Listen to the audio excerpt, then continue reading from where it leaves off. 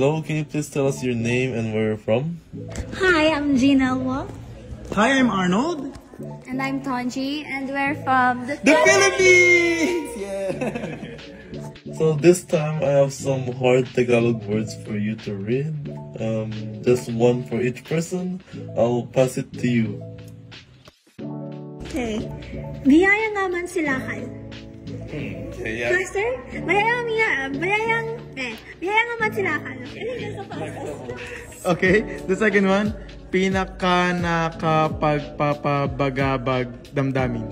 Pinaka nakapagpapabagabag damdamin.